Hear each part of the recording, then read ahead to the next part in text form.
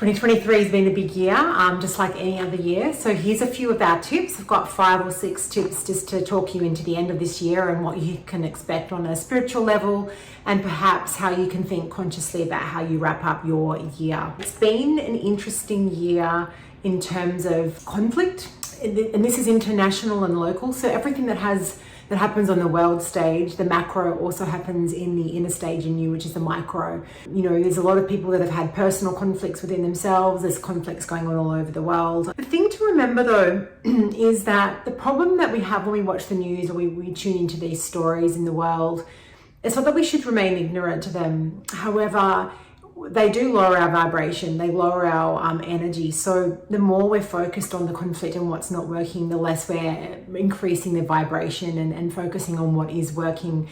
And to change, to turn the tide or to turn the ships around, it's important that more people, individual spirits, turn on their light bulbs to the positive to try and end up getting the energy more high vibe. The message here is to not buy too much into the conflict all around the world where it's getting you down and then causing a low pressure system in you, and to, you know, go out and spread your magic or your good vibes out into the world and lift the vibration up. Now, I've got a big thing about control and how you can manage that. So if you are someone that can actively change outcomes in situations like, you know, overseas international fights and you know, countries fighting against countries or religions fighting against religions, if you can make a difference and a change to that, fantastic.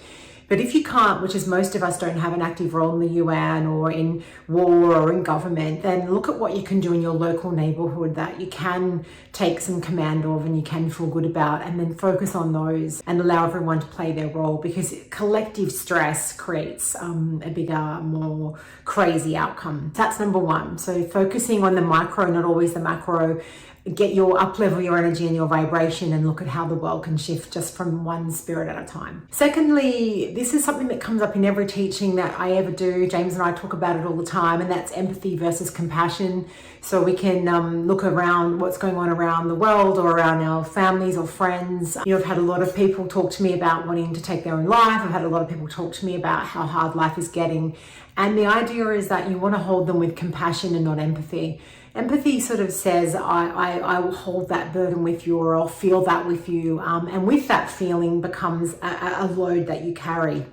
And again, don't lower your vibration. Hold that person to their highest potential. See them whole and healed. Be of service, be loving, be giving. But to actually hold that pain and burden with someone else is to not only interfere with their ability to hold it for themselves and to learn their life lessons, but also it lowers your vibration. And again, back to square A, where we're actually lowering the vibration of a worldwide global feeling. So James quoted this morning, you know, someone needs to be the rising tide to lift all ships, and that's true.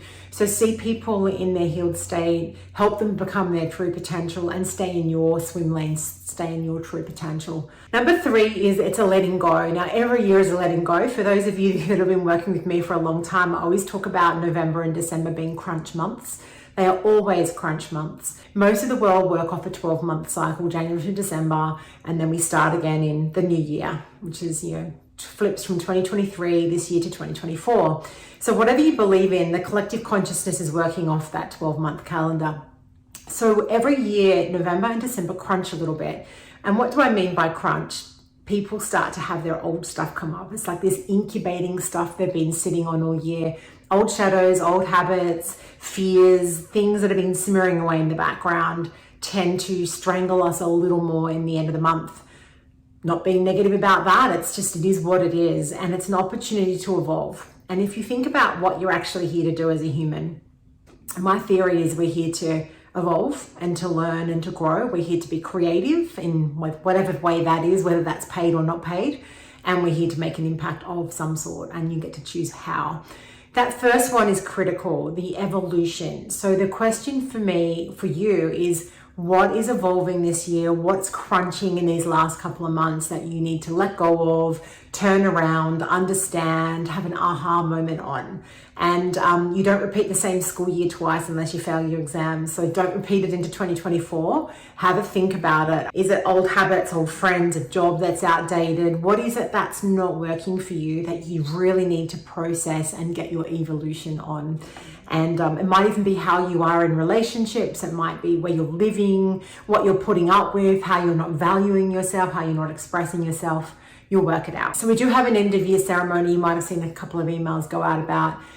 There is two parts to that. There's a journey to let go. It's a very specifically designed journey. And then next year we have a new year vision to bring in together, which is a live journey. If you haven't signed up, I recommend you do. It's a really beautiful way to flip your year over. Point number 4 is we are speeding up our energy at the moment. I don't know if you've realized, but instant manifestation, as soon as you think something, you see it, or as soon as you hear something. So what I would say is, where in your life are you talking about negatively or positively, and try and create positive, because we are instantly manifesting. Things are coming through very quickly. I've noticed you say something, it happens. You think something, it happens. You book something, it's full. Even just basic stuff. Like, it was so hilarious the other day. James and I were driving along toward the beach for a swim, and we've been thinking about swapping out one of our cars because we are on a bigger acreage now. We have horses, we have like hay often that we have put in the back of the car, or steaks or dirty stuff. And we're thinking, wow, maybe we should get a ute, with a ute tray, and maybe we should. And we started thinking about what we wanted. And we're watching this YouTube clip on like reviewing 5 of the top utility vehicles you could buy, for a rural area. And 2 of them really stood out to us, 2 different brands. Anyway, so this is like 5 minutes later, we finish the clip. We pull up to our favorite cafe to go and grab coffee. And we park behind the very one that we were considering, and across the road was the other one. So right in front of us and right across the road were the 2 cars that we were thinking of buying. It's just insane. Like, you couldn't plan that better. Now, you could say that they're always around you, and of course, but the reticular activating system and the knowing field, things come into your field of focus and awareness. So just be careful what you wish for, but also be intentional. If you're not intentional, get intentional, because the more intentional you are, things are going to manifest very quickly. It's like the energy has sped up and things happen very quickly. In terms of cosmos, just a quick astrology. I'm not going to go on about big planetary movements. There's lots of stuff online about that. Astrology is a very small part of what I do. But I wanted to just pull your attention to the new moon in December in Sagittarius. That's a time for you to be dreamy and soulful and questing, and what do you believe in, and what are some of those big picture things that you want. Remember to keep it dreamy. Don't go into execution or task lists or or get stressed about the budget. Just keep it dreamy and thoughtful around what is it that you'd like to create? What is it that you feel moved by that's very soulful? Sagittarius is a soulful values, beliefs, philosophies, learning, higher learning sign. So what would you want to dream up, and what's important to you? Start getting a little bit excited about that.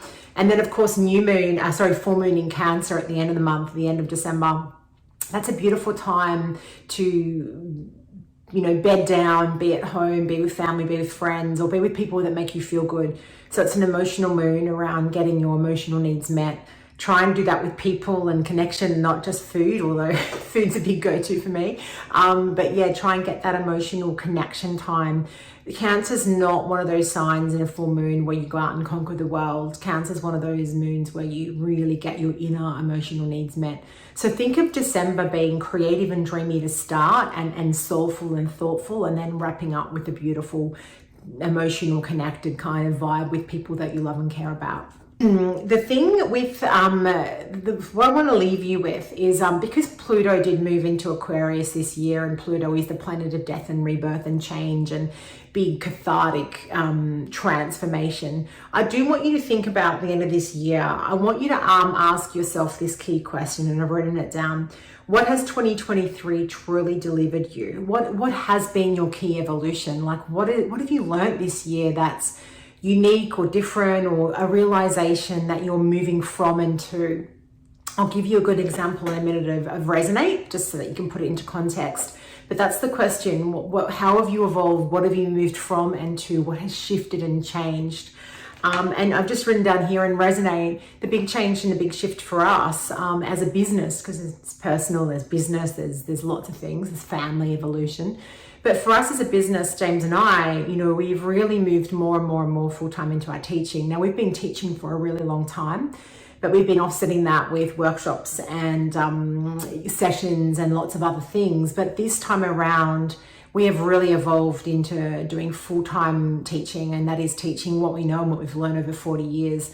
So it's a big evolution for us from teaching as half of our business to teaching next year will take over maybe 75% plus of our business. And that's exciting. It's an evolution. So think about for you, what is the evolution? What is it that's evolving in your life? That's a question to ask. I'll remind you, you don't repeat the same class at school unless you fail your exams.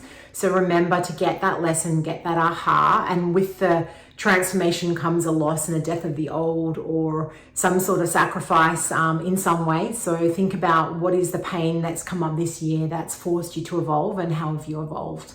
Great question to end on. Sorry for the long video, but lots of things to think about, and lots of love to everyone. And thanks for being with us for this last year. If you've studied with us or had sessions with us, we really appreciate you, and we wish the best for you for the turning of the year. And if you haven't already and you're keen to join our end of year ceremony, ping us a message, and we'd love to see you there. Thank you.